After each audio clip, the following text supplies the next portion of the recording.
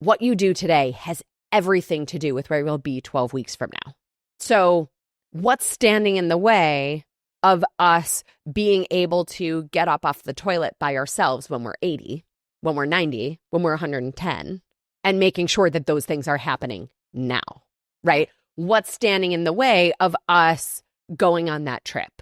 Because again, like even professionally, like what's standing in the way of you and that next career move? We can start to move in that direction. And I think that's part of defining wellness for ourselves. Welcome to Salad with a Side of Fries. I'm your host, Jenn Trepeck, talking wellness and weight loss for real life. We're here to clear up the myths, misinformation, bad science, and marketing to teach you how to eat and how to cheat. Are you ready? I'm having salad with a side of fries.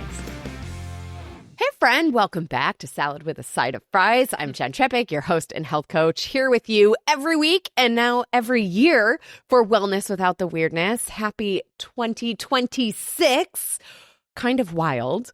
And joining me today is my dear friend and a familiar voice for many of you if you're a longtime listener. Steph is back. Hi, everyone. Hey, Jen. Thanks for having me. Yeah, and filling in because every year, especially at the beginning of the year, we get new listeners. So welcome, welcome. If you are new to the Salad with the Side of Fries community, we're thrilled you're here. And fill you in, Steph and I originally met working out. We have the same birthday, different year, same birthday. She's younger. A year. You said it, not me. A year. But I'm so glad you're here because I think what we're going to talk about today is stuff that you and I end up talking about when we get together, when we have drinks, when we're hanging out. It's a combination of all of the information that comes at us, news and social media, and all of the things basically telling us what we, and I put this word in air quotes, should be doing, or what our goals should be for the new year. So we're going to kind of define wellness, at least for ourselves. Yeah, it's a big word. It is a big word. And it's funny because, and the reason why I think this comes up, and it actually came up also late last year, we did an episode called The Kids Are Not All Right, Are We? Hashtag skinny talk, hashtag TikToxic. Oh. Those were part of the episode title. But I think it jumps off of that conversation too, because again, like we see all of this stuff on social media, and I think we assume that they're after the same thing we are, but are they? Right. And so this, I hope, is part of the conversation that allows us to define and decide for ourselves so that we can really be more discerning in 2026 and beyond. What do you think? Yeah, I love it. All right. Really quick, we have to tell our members what they're getting this week, and then we can get into it. So members, by the way, it's called the Happy Healthy Hub. It is the next best thing to working with me and my clients in my signature 12-week coaching program. So if you're ready this year to get a little bit more support at a really economical price, the Happy Healthy Hub is the place.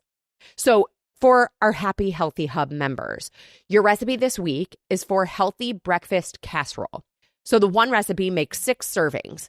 Great for a family or, especially as we're getting into the new year, if you have company over or if you're just like make it once and have something to eat all week, this is perfect.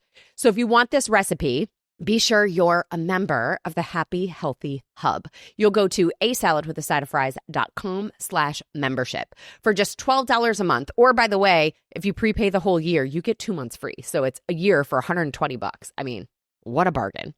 So you get weekly recipes, curated articles, discounts from me and our partners, expert interview episodes in full video, including behind-the-scenes content, a community board with the ability to post and comment on other people's posts, access to the 24/7 Ask Me Anything to target your specific questions or challenges. You can also upvote other people's questions, see past answers, questions, and so much more. So like I said, it's the next best thing to working with me as your personal health coach. If you're ready to level up this new year so we can keep doing this with you as well. This supports your health and the podcast. So go to asaladwithasideofffries.com/membership or click the link in the episode notes below. From there, you're going to click subscribe now, follow the prompts to enter your payment info and create your login so that you can access the hub and all of your great benefits. Remember, this week's recipe is for healthy breakfast casserole. All right. So when I was thinking about this, it occurs to me like, who influences our current concept of wellness or what that means to us? So I'm sort of curious, like, Steph, what do you feel like influences how you think about it? Yeah. I mean, I think wellness is different for everyone. And I think it's so personal. What I would say, how I feel well, might be different than what you mean. And I realized too, like thinking about this episode, when you told me the topic, like we get asked this question a lot, like, how are you? And your response, the polite response is doing well, thanks. Well, so wait, it's funny you should say that because your response is doing well, thanks. Yeah. I often say, good, how are you? And then I know a couple people whose response is not too bad, hanging in. And it's like, okay, well, there's your frame of reference, right? Exactly. But I think when it comes to our health, right, like maybe wellness is a harder word. Like if we think about it in terms of health, I feel like a lot of people say to me, well, I'm fine because my doctor hasn't told me that there's a problem. Right. Like I feel well because I'm not sick. Right. So actually, this came up in an interview. I was being interviewed about the book, Uncomplicating Wellness. And I was talking about how when I'm implementing wellness programs in doctors' offices, we have, it's like a poster, but it's also on the top of a handout that they can give their patients. And at the top, it's like a spectrum that goes from -10 to +10. And it says, like, where would you rate your health? And kind of 0 is the absence of illness or disease. So, like, the negative numbers are like a disease state or disease process. But all those positive numbers, in my mind, are where we get to wellness and optimal function and vitality and longevity and all of those kinds of things. But like, I do think that if we leave it to our doctors, especially the US, right? We think of like Western medicine, they're going to say, if there isn't something showing up in your blood work, you're fine. Right. And I mean, I think we've talked about my doctor before on this podcast, but like the one thing I like when I see him once a year for my annual physical is, you know, we do the blood work, but that's at the end. So I'm going in and he hasn't seen my blood work. So he doesn't know what that's going on. But he always asks me, how much exercise are you getting? How many hours of sleep do you get a night?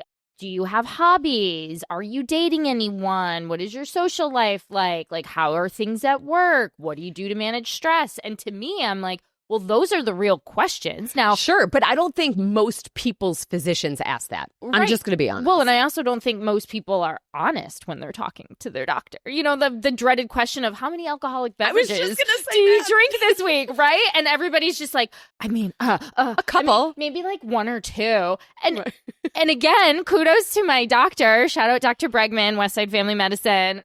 He is like, well, you got to live a little, you know, like.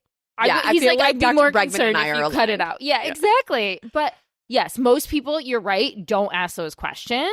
But to me, that's what I feel like wellness is like, how do you feel when you wake up in the morning? Are you tired? Do you have energy? Right. Like, how's your stress? Which that's a huge piece of it, which you don't necessarily see, but that could show up in your blood work, right? As other factors that you don't know and contribute to disease as like the silent killer. For sure. For sure. And I think I just want to go back to the doctor thing for a second, because I don't want this to sound like I'm really hating on the medical system, because I think sometimes when I talk about it, it sounds almost like malicious. Like, this is not their fault. This is a function of what they were taught, right? They are taught to disease states. They are taught to get back to zero disease process. And really, it's up to them in terms of continuing education things to get into functional medicine, to get into longevity medicine, to get into some of these other pieces that it's just not part of their initial medical education. And then the other thing that I think is interesting as we think about it too is with all the specialists, there are very few doctors really looking at how all of the systems are working together. Mm-hmm. And that's a piece where, again, like I often remind everybody, you maybe were diagnosed with quote unquote pre-diabetes. It doesn't mean your heart's fine, right? Like our diagnosis is based on the organ system that failed first. Yeah. Like when you go in to get treated at a dermatologist for acne, for example, right? Yes. They give you something topical versus saying, well, let's talk about your diet. Let's talk about And different habits. So it's interesting. So my housekeeper asked me the other day about her daughter's acne. And I said, she said the doctors have told her like a couple food things. They've given her all this topical stuff. They've given her prescriptions, you know, like, so even not topical, but like, you know, prescriptions, and it's not doing anything. And I said, so where on her face is it? And she pointed to like, kind of like the ball of her cheeks. And I said, so in Eastern medicine, that's connected to the lungs. Like that's part of the face is connected to the lungs. And she goes, well, she has asthma. There you go. And I was like, all right, we got to talk about the gut. Yeah. We got to talk about her lungs, and her face will probably clear up a bit. You know, but it's, again, if we start to look at the whole body together, we do get a very different approach than saying, okay, well, I have this doctor for the kidney and this doctor for the liver and this, you know, whatever. I think the other piece that plays into that is insurance. And I think it's really unfortunate. And I don't want to get into a political conversation about the cost of insurance or those kinds of things. But I think the reality of living in our world today is that what most people experience of health or wellness in air quotes, because I don't know that that's well, right? But it becomes a function of what insurance will pay for, what the government guidelines tell us. And even when I think of government guidelines, it's not even as much a function of vaccines or those kinds of things, but even in terms of the nutrition that we need, like the percent daily value and all of those kinds of things that are really, we assume that it's based on health and wellness and vitality, but it's not really. It's old, antiquated. I mean, it does get updated usually about every 4 years or so, but like it's still coming from a place of preventing disease, not living long, living well, having that health span. Right. So I think it's just things for us to consider as we think about what our 2026 looks like and what our objectives are for this year. And then I think the last piece before we get into defining it for ourselves goes back to something that we had mentioned before of like the diet industry, our friends and family, and social media. And I keep saying, I believe wellness, and I wish I had a different word for it, because I think today wellness is just code word for today's diet industry. Yeah. What's the fad thing? I mean, right now, can't avoid it. Everything is thin is in. Right. And so we equate like, oh, look how thin, like it's like back in the 90s that we lived through, right? Where it's like, look how thin this person got. Like, isn't that great? Right. They must be healthy. They must be healthy. Right. Meanwhile, they could have early onset osteoporosis because they're not getting enough, right? You know, minerals and nutrients and like. You've learned so much. I'm so excited. I know, right? But I mean, that's unfortunately the kind of the diet industry today is. Right. And it's the diet industry today is macros. How much protein are you getting? Protein packing our Starbucks. Protein packing our popcorn. All of the things. Yep. I also think a piece of today's diet industry is also all of the functional. And listen, I say this with humility because I understand that I am part of this industry. I understand that I work with products that do all of these things also. But I think it's about how it fits into the context of everything that you're doing. And again, like we talked about mosh bars towards the end of last year, like these bars that are supposed to be good for your brain, but like, is it really a lot more marketing than it is substance because of how much of these ingredients are in there? And so it becomes this thing too. Oh, creatine is everywhere now too. Yeah. Everybody can go back to our nutrition nugget on creatine. I'm a big fan of creatine. I am. And it has to play a piece in the bigger picture of everything. And so it just comes down to like picking and choosing your priorities and then using that as the filter. Like that's the point of this episode, right? So that as we go through this year, we can say, here's the thing that I'm after. This is how I define wellness for me. This is a tool for that versus this is a tool for how you define wellness. Mm-hmm. So like over the holidays, you and I were at a Christmas party, a cookie party. Yeah. And there was a woman that we were talking to, your coworker, Yeah. who runs a ton of marathons. Yeah. And like all over the world. Like it's amazing. And you've run marathon. One. Right. Check the box. That's it. Okay. But I have zero, could be negative, but I have zero desire to run a marathon. And this happens to me on social media every October, November, when we're getting around the time of the New York City Marathon. Everything coming at me is like marathon focused. Yeah. And it happens to all of us. I have to remind myself that this person's objective is running a marathon. That's not my objective. I don't need to pay attention to the research that she's talking about. My clients generally are not running marathons. So like, again, it's this piece of coming back to this stuff is coming at us. It doesn't mean we have to take it all in. And the thin is in piece of it in Hollywood and everywhere. It requires us to have a bit of armor, I think. Yeah. I mean, I feel bad for young girls today, kind of Yeah. seeing that and seeing all the influencers and saying just eat a couple bites of food and then walk everywhere and you're good and you're going to be skinny. And it's like, I don't know. Or like all these people that just happen to drop like 30 pounds and they're like, oh, I just do Pilates and Bullshit. you know, walk and I cut alcohol out. And it's like, yeah, okay.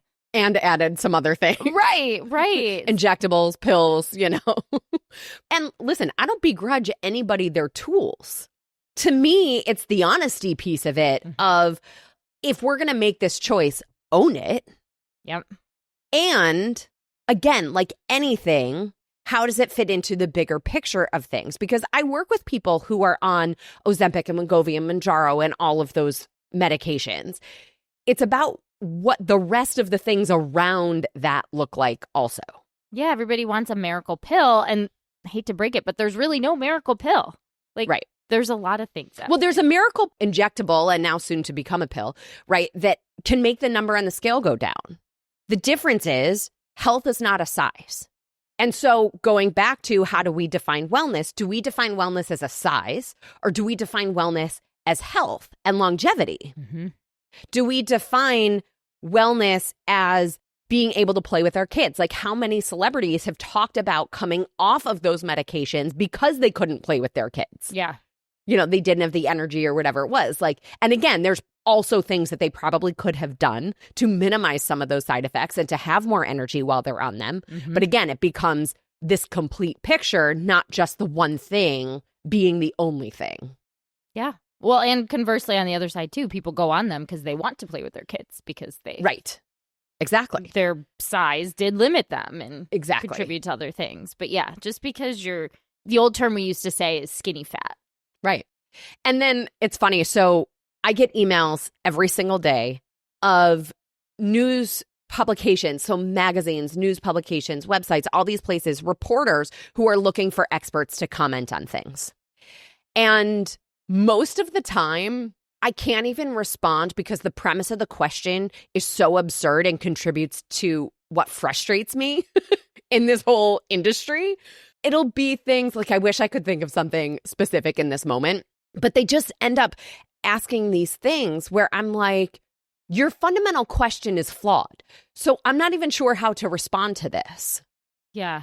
Is it like a leading question or like? Oh, they're all leading questions. Yeah. Sometimes they'll ask for commentary on a specific study or whatever, but like sometimes they'll ask for commentary on a specific study. But like there was one yesterday that was asking about specifically targeting belly fat. And they're like, and don't tell me things that are going to do fat everywhere, but things that are specifically for belly fat. And they wanted like foods specifically. Oh, there's influencers out there I know that would give them the answer. Right. Because I've seen it on Instagram. They're like, eat these 3 foods and your belly fat will melt away. Right. Okay. So for what it's worth, there is some research that conjugated linoleic acid, CLA, supplementation can prove helpful. And it's the sum of everything. And a lot of times the visceral stomach area is connected to stress. So my answer to you isn't going to be specific foods. My answer to you is going to be about stress, which wasn't the question that you asked me. Mm-hmm. And so I just think it's worth, as much as like going back, we have the episode, my top 5 tips for digesting nutrition news. That was also in the book too. Like, go back to that, because it's the same thing as with studies to even approach these articles that can influence us, because their questions are also flawed. Their questions are also leading. So I'm just, take it all with a grain of salt. And I say this with love and compassion, because I totally get that I am part of this industry. I just wish there was another word for it. And I don't know of a better way other than this podcast and my book and the work that I do to help people understand and see that, like, there is a different side to this whole thing. Yeah. I'm over here screaming in my little corner. I'm trying. I hear you. I know you do. All right. Maybe rant over. Using all of this as the foundation to say, here's what influences how we've maybe thought about this up till now, and even how we're initially thinking about 2026. Let's shift into creating our own definition and our own benchmarks. So let's do that. We'll pause here to highlight our partner for this episode.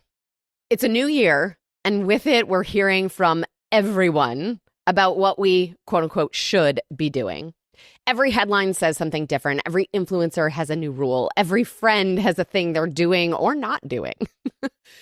And somehow you're left wondering if you're the problem. Well, you're not. You've simply been given broken tools. And that's why I wrote Uncomplicating Wellness. Ditch the rules, quiet the noise, reclaim your life. It's not another plan to follow. It's a guide to finally filter the noise and trust yourself again. The book is science, sanity, and the real foundations of feeling your best, without obsession, without guilt, and without burnout. If you've ever wished wellness could feel simple, this book is for you. Find Uncomplicating Wellness wherever books are sold, or text the word book, B-O-O-K, to 833-801-0500 to learn more with a clickable link. Again, text the word book, B-O-O-K, to 833-801-0500. Let's move from exhaustion to clarity, from fear to discernment, and from chasing healthy to truly feeling well on your own terms. You've read it. I've read it. I loved it. Loved every minute of it. I've recommended it to others. I've gifted it. Yay. It's been great. Thank you.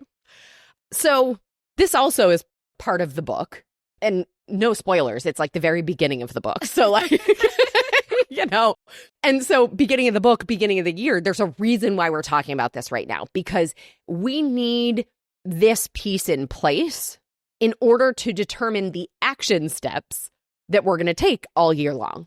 Well, hopefully all year long. Hopefully your actions are going to go beyond. Yeah. Technically, the second Friday of January is Quitter's Day. Oh. Which this goes live, like, by the time the Nutrition Nugget goes live for this episode, it's technically Quitter's Day. But I wonder, because of how the holiday falls, if it would be like the 16th this year, because like, I feel like January 5th is like the first week. Yeah. Even though. Oh, you mean quit? Like people Yes. give up whatever It's resolutions called Quitter's Day because they it's make? statistically when most people give up on their resolutions. Oh, Yeah. Isn't that funny? yeah. So in order for us to decide what wellness is, I think sometimes it's easier for us to recognize, or even when somebody asks, like, well, what do you want? Mm-hmm. A lot of times it's easier to define what you don't want, right? Definitely. Like we can define one thing by the opposite. Yes. So maybe we talk about what wellness is not for a second. Yeah. Okay. Wellness is not BMI. Sorry, tell your doctor, tell your friends. I don't even know what my BMI is. So Don't worry about it. It doesn't matter. You can go back to our episode, BMI is BS, but it's just such a poor marker of health and health outcomes. And it was never designed for individual analysis. It was adopted to make it easy on our doctors instead of teaching them something or a way to have a conversation with their patients. Mm-hmm. So I digress on that one. But okay, we know it's not BMI. We know it's not disease states. Right. What else is like the opposite of wellness to you?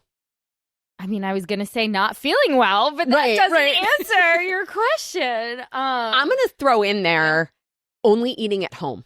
Is not. Like opting out of life events because we have to eat from our own kitchen.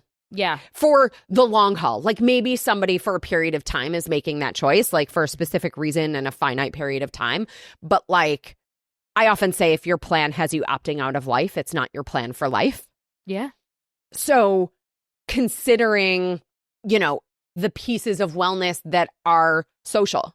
Yeah. I was just going to say, like, wellness is not like just staying home every weekend and saying no to all the plans, like, because you're, for whatever reason. Like, wellness is taking the trip. It's going to the dinner, going to the movies, like, taking that workout class, like, to be social versus, like, cocoon ourselves. And I think over the pandemic, everybody was like, oh, no, we have to, like, isolate ourselves. Right. And then, people started to slowly break out. Yeah. But that's why there's a loneliness epidemic, because people now just feel very comfortable saying, well, I can just scroll on my phone. Do it all from home. Yeah, just not really, I can work out at home. I don't need to go to the class and can just order food. I don't need to go to the restaurant. And I think we've had a lot of episodes like this over the years, and a handful of guests who really hone in on this idea too of like the spiritual wellness piece.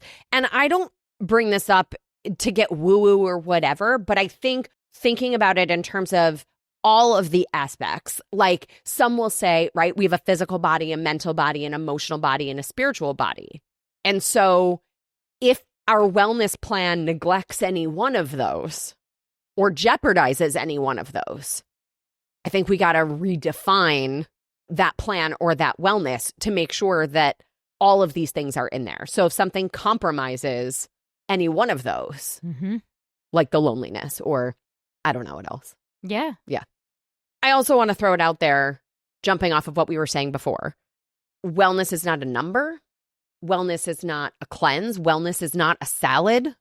Wellness is a salad with a side of fries. Yeah. No, it's all in balance. Yeah. So when I think about wellness and the way I define it in the book, so I'll share this with everybody. So this is what I wrote in the book, which is wellness is the energy to live your life. It's the ability to chase your kid up the hill and roll down it laughing. It's sleeping through the night without pain, walking into your closet and not dreading getting dressed. It's thinking about something other than food all day. It's having the bandwidth to show up for your job, your family, your joy. Wellness is being able to choose, because when you don't feel well, you don't have options, you have obligations. You're reacting, surviving, running on fumes. Real wellness gives you freedom, mental, emotional, physical. Yeah. No, that hits everything. I mean, that's why it's like stress is so detrimental. Sleep is so vital. And I think as I've gotten older too, like I knew, you're younger, you kind of succumb a little bit more to the peer pressure. Like, fine, I'll stay out for like one more drink and whatever. Yeah. Then you are way better at that than I am. I am still very much like, okay. I mean, I tell people, I'm like, I can be hungover or tired. I can't be both. I will not function. But I've just gotten better at being like, okay, like I'm not going to be the last one here at the party. I'm going to just kind of Irish goodbye and go to bed, because I know like I won't show up as my best self, especially, and this happens a lot at work events when everybody's like, all right, at the bar after the meeting. And then you got another 8 hours of meetings the next day that you have to be engaged and presentable and professional. And so it's like, yeah. I'm better in those situations. Like when I'm at podcast conferences, even wellness conferences, like I am better at departing those than sometimes social events here at home where I'm like, it would probably be a good idea for me to like go home and go to sleep. And also I'm having a good time. And so I know. Here we are. Well, and I think sometimes I do it to myself because I tend to book like the 8 or the 9 o'clock workout class the next day. Yeah, I just don't sleep as much. See, for me, I'm like, all right, if I leave now, I can get like 6 hours and I'll feel better versus like... I mean, let's also be clear. I'm not having the 2, 3 a.m. nights No. Yeah, I'm hopeful that like as the New Year schedule comes out for my Saturday workout, it's been at 10:15. Yeah. Okay. And I'm hoping they actually move it to 9. Yeah. Because it's just a better time of day. Just better, yeah. I mean, I don't know. I think wellness is something that I personally, in the last few years, feel like so protective over, and like all of those elements, and also have a control over of like, no. I know what it looks like for me, and that is maybe going to bed. Maybe that is like saying no to like another glass of wine or another drink, or maybe that is going to the workout class because it will make me feel better, even if I've been coming off a cross-country flight. Right. For sure. For sure. I think I like to think about wellness more in the optimal side and taking into account, as we said before, physical, mental, emotional, spiritual, functional, all of these aspects of the body and paying attention to that. So I use my wearables even to pay attention to some of those other markers. And I talked about this towards the end of last year in our top 10 of 2025 episode.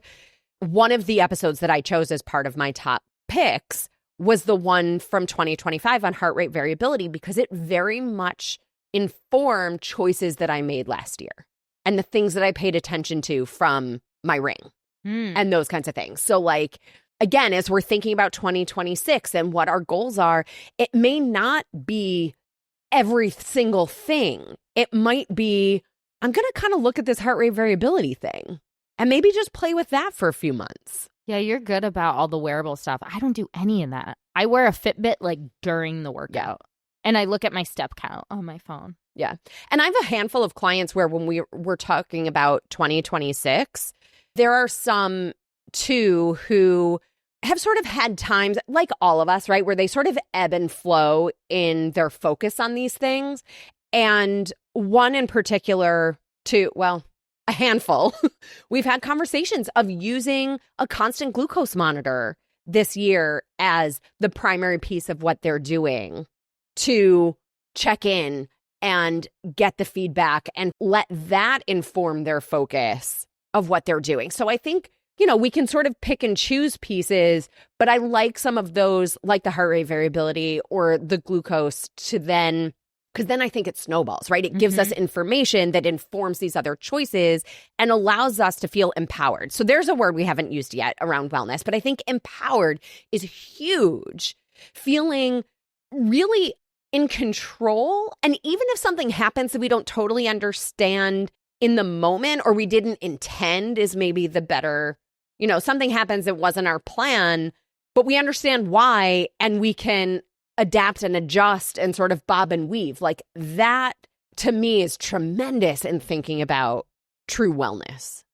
Yeah. No, I love it. And it's all balanced too, right? Like back to the holiday party we went to, like you ate a lot of sugar that day. And it's like maybe when you go home, you balance it out with like some protein and some fiber that makes you feel not overfull, but just you feel better, and you have some tea. Like for me, that tea after that party was great because I just felt like it calmed me down and you feel good. And then the next day it's like, okay, we start over again, but it's all balance. Right.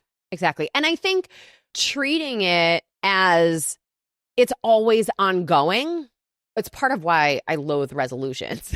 Yeah. Well, but yeah, like your book talks a lot about it too. It's not just like a one-time thing that's going to fit. It's like all these little small habits. And like we did an episode a couple years ago about like our birthdays and like getting back on track. And I feel like January is such a powerful time when people overindulge in the holidays and they're traveling and they're just not on their routine, to like get back to the routine. But that doesn't mean like do a juice cleanse or do like soup only, it's like just start back. What did you normally eat for breakfast? How often did you normally move your body?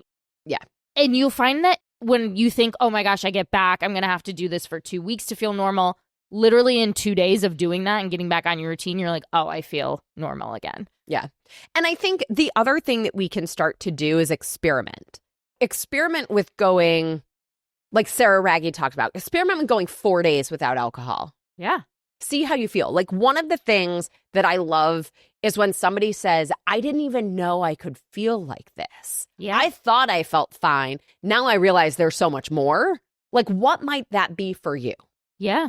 Or even like going to bed at a certain time. Because like sometimes will stay up and then watch that extra episode, or just mindlessly scroll on your phone and just kind of like have a set bedtime. Like that's really helped me. And I've set a timer on my phone, so I make sure like 10:30 I'm in bed, and it's made such a difference. Yes. So I have some questions that I don't have to put you on the spot to answer, but these are questions that I think would benefit all of us to think about as we start this year. Okay. And we start to create our personal definition. Okay. So what do you want in life? It feels very loaded. I know. You just looked at me like, are you kidding? Are we getting philosophical here? Right. But to think about like the reason why knowing what we want in life is important is because then that can inform our choices around the food we eat, the time we go to sleep. Like if what we want in life is like these incredible experiences with grandkids or friends or whatever it is, then the question becomes, well, what choices will allow me to do that? Mm-hmm. So similar to what you want in life, what experiences do you want to have? Yeah. I mean, I think for me, it's like I want to live a long, full life. And for me, that means being happy, being able to travel and go to different places and fully immerse yourself, being able to be mobile when I'm in my, 70s and 80s, yes. and being able to, live independently and have a strong social network where I can still call you up, Jen, in our 80s and like, all right, we're going to go to brunch and we're going to talk about around the city and we're going to talk about all the gossip that's going on, Totally. And I think too, like think about it personally, professionally, with your family, like all of those pieces, like what are the things that we want? And it's worth writing down. Yeah. I like that. Because then we can start to say, what's standing in the way of those things happening? And happening now and happening when we're 80. Mm-hmm. When I send my clients words to the wise, one of them is what you do today has everything to do with where we'll be 12 weeks from now. So what's standing in the way of us being able to get up off the toilet by ourselves when we're 80, when we're 90, when we're 110, and making sure that those things are happening now, right? What's standing in the way of us going on that trip? Like all of those, because again, like even professionally, like what's standing in the way of you and that next career move? Mm-hmm. Like we can start to move in that direction. And I think that's part of defining wellness for ourselves, because then we get to say, I see what you're doing. My goal is to get to this next career move. Yeah. That's not helping me get there. I'm going to say no, thank you. Yeah. Well, and I think too, it's like with health, and you talk about this in the book too, like some of it is genetics.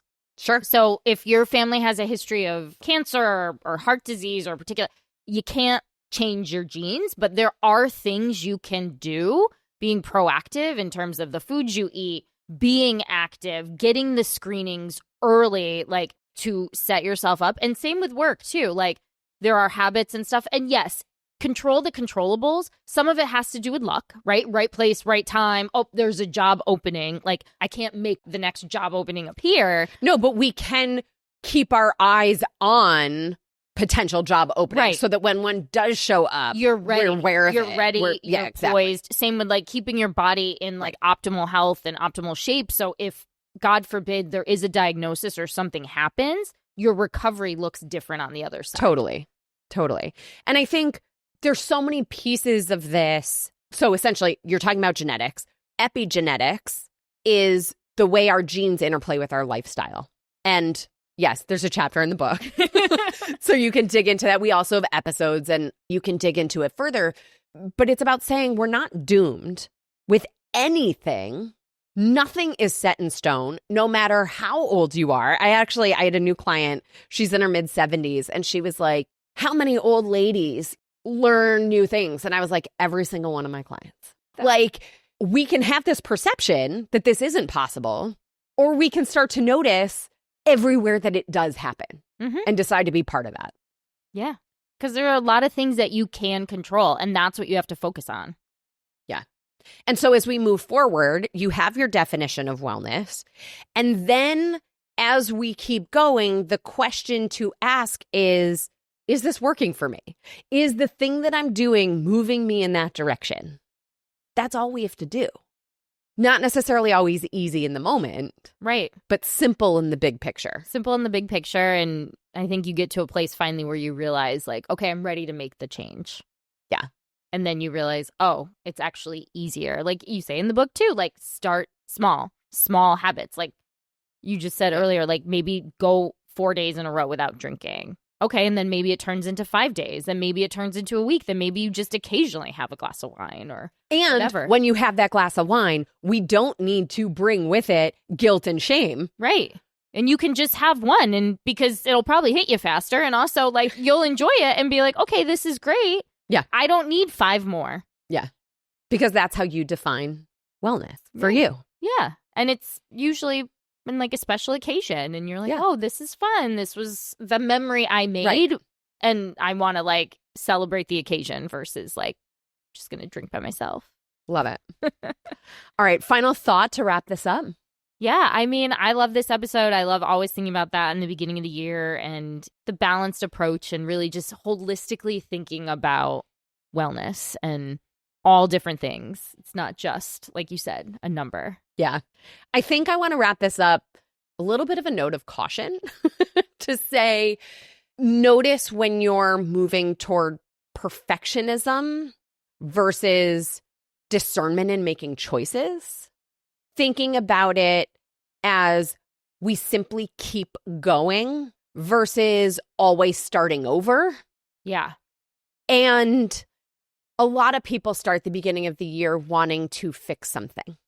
And I want you to know you're not broken. Nothing needs to be fixed. You've never been broken. You are 100% fine, even better than fine. And everything we're doing is tweaking and honing and optimizing for you to live your best life. Love it. Well Awesome. said. All right. On Friday for our nutrition nugget, to continue on this thinking about how we're going to live our year and our lives, this week's bite-sized bonus episode is called 3 Decisions. I know you're like, what? So it's a tool to help us simplify our approach to everything this year.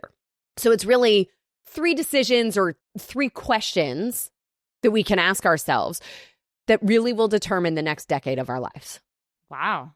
I know. Sign me up. All right, so tune in on Friday for this week's bite-sized bonus episode. Be sure wherever you're listening, click the plus sign or the follow button, and then your app will alert you when it goes live on Friday morning. Well, as always, Steph, friends, I'm your host, Jenn Trepeck. Connect with me on Instagram or all social media. I am at Jenn Trepeck, JENNTREPECK. Website is asaladwithasideoffries.com. Pick your platform, send a message. I love hearing from you, your takeaways, your ideas, your questions. This is also the easiest way to learn more about working with me as your health coach. Steph, thank you again for joining me this week. Thank you for having me, and Happy New Year to you and all of your listeners. Thank you. Happy New Year. Big things for us in 2026. I can feel it. Big things, 3 questions. I know. All the things. We're all off right, to a friends. great start. We are. And of course, if you are not already, let your start be the Happy Healthy Hub. You'll go to asaladwithasideoffries.com/membership. This shows your support for this podcast, this community, and above all, it supports your health. On top of the 24/7 Ask Me Anything, the community chat, discounts, and curated content, you'll get this week's recipe for the healthy breakfast casserole.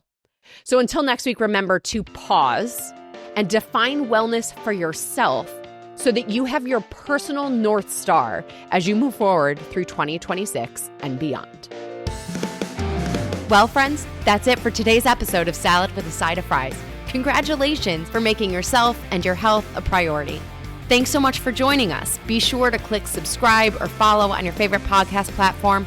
Share us with a friend, and we'll be back next week. Always remember, you deserve it, and you are worth it. Happy healthy.